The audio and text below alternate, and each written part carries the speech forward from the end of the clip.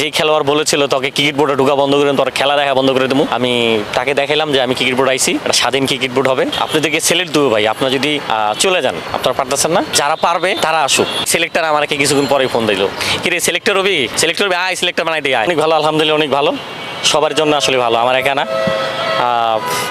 বহুত দিন পরে ক্রিকেট বোর্ডে ঢুকলাম, স্বাধীন ক্রিকেট বোর্ডে।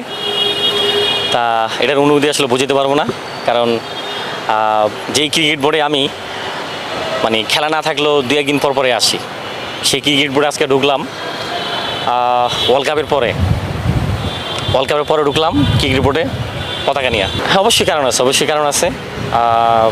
মানে আজকে তো স্বাধীন, আজকে বুক ফুলে কথা বলতে পারি, আজকে বুক ফুলে চলতে পারি, যে কারণে আজকে দেখলেন যে মানে পতাকা নিয়ে আসলে ক্রিকেট বোর্ডে ঢুকলাম। কারণ আমাকে যে খেলোয়াড় বলেছিল তোকে ক্রিকেট বোর্ডে ঢোকা বন্ধ করে তোর খেলা দেখা বন্ধ করে দেবো, আমি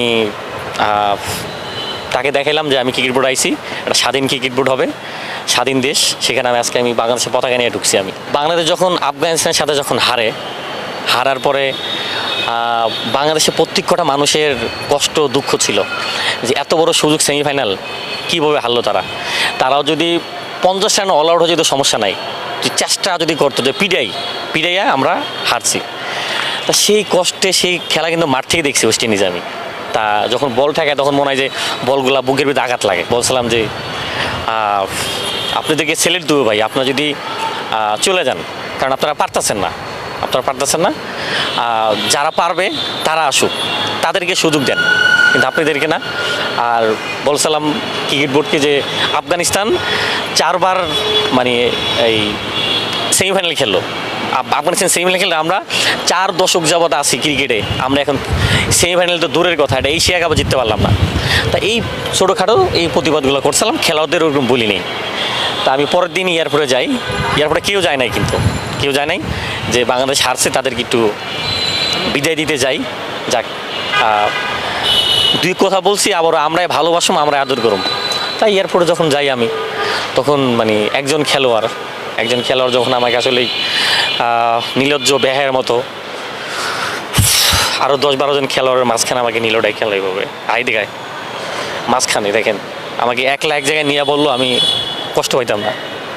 আমাকে তখন বললো যে একবারে ক্রিকেট বোর্ডে ঢুকা বন্ধ করে দেবো, একবারে খেলা দেখা বন্ধ করে দেবো, আরও বহুত কিছু বলছে, বহুত কিছু হিসাব নেই।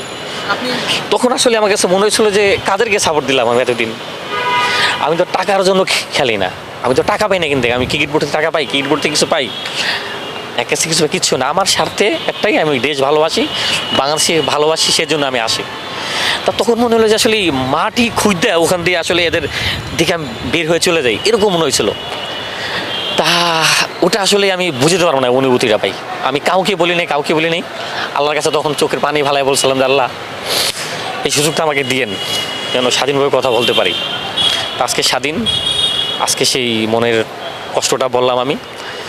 তা ওখানে রিয়াদ ভাই ছিল না, তা দূর থেকে রিয়াদ ভাই আমাকে সেই দূর থেকে দেখছি স্যারটা আমাকে সান্ত্বনা দিল, আরও 2-1 জন আমাকে সান্ত্বনা দিল, কিন্তু এছাড়া আর কাউকে দেখি নেই সান্ত্বনা দিতে আমাকে। ক্রিকেট তো বরাবরই আপনি সমর্থন করেন, সব বাংলাদেশের সব ধরনের খেলাতেই আপনার উপস্থিতি লক্ষ্য করা যায়।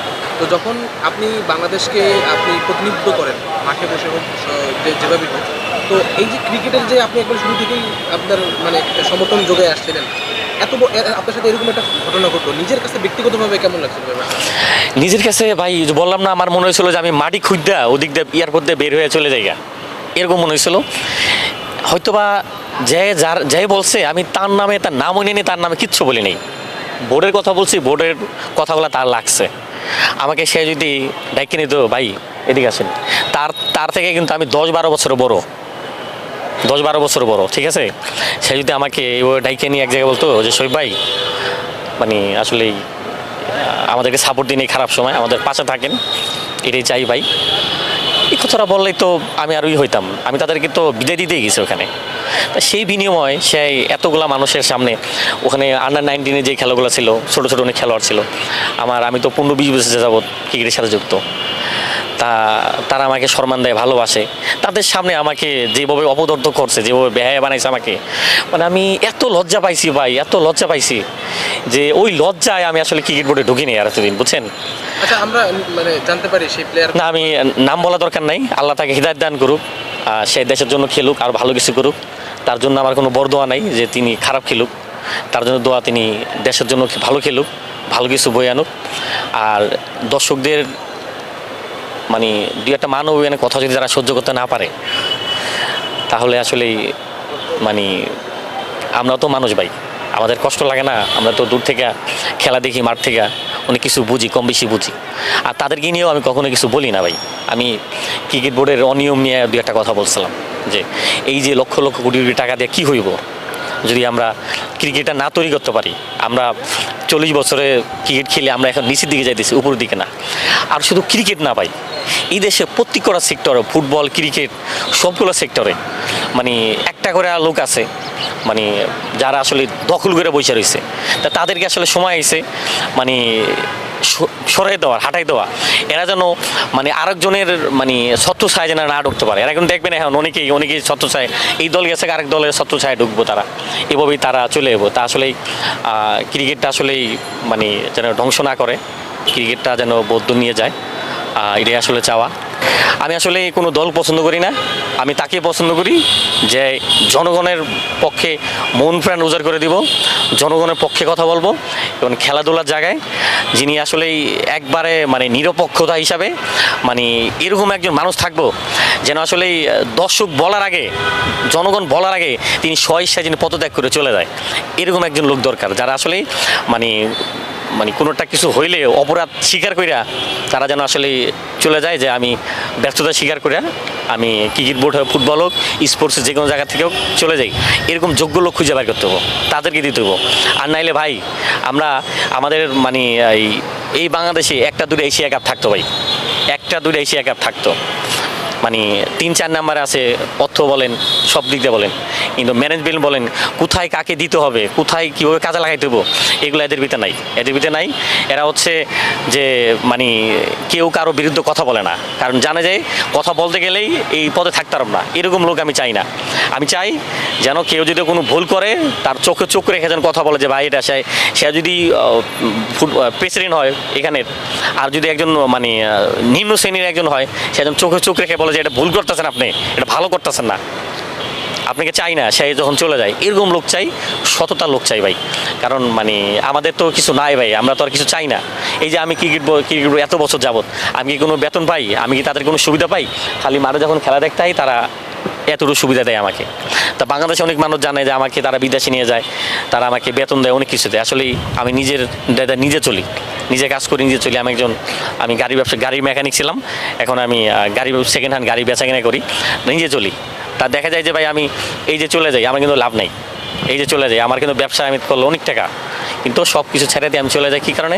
দেশকে ভালোবাসি, ক্রিকেটকে ভালোবাসি, সেজন্য। সেটা যদি তারা না বুঝে, সেটা অন্যরকম কষ্ট। এই যে দেশের সাথে আপনি এত কিছু করতেছেন, আপনার কি মনে হয় না যে যারা আপনার সাথে এরকম করলো কাজটা, আপনিও দেশকে রিপ্রেজেন্ট করতেন, তো তাদের নামগুলো বলে দিলে ব্যাপারটা আপনার কাছে নিজের কাছে শান্তি লাগতে পারে?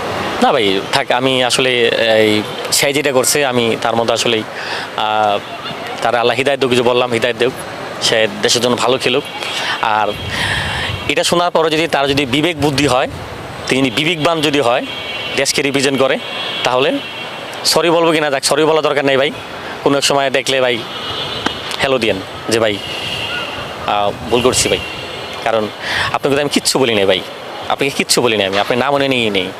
আপনি মানে আপনার খুব পছন্দ করতাম, খুব ভালোবাসতাম ভাই, কখনো আশা করিনি আপনার কাছ থেকে আমাকে এইভাবে আপনি কষ্ট দেবেন। যাই হোক, আরেকটা জিনিস হচ্ছে যে আজকে এই যে মাস সাহেবের বাড়ি যারা এই কাজ করছেন, আমি কখনোই সাপোর্ট করি না যারা এই ধরনের ন্যাক্কারজনক খারাপ কাজ করছেন, তার বাড়িতে হামলা করছেন। তিনি দল করতেই পারে, তিনি হয়তো বা কথা বলে নাই, কিন্তু সেই বিনিময়ে তার বাড়ি ঘর আগুন জ্বালাই দেবো।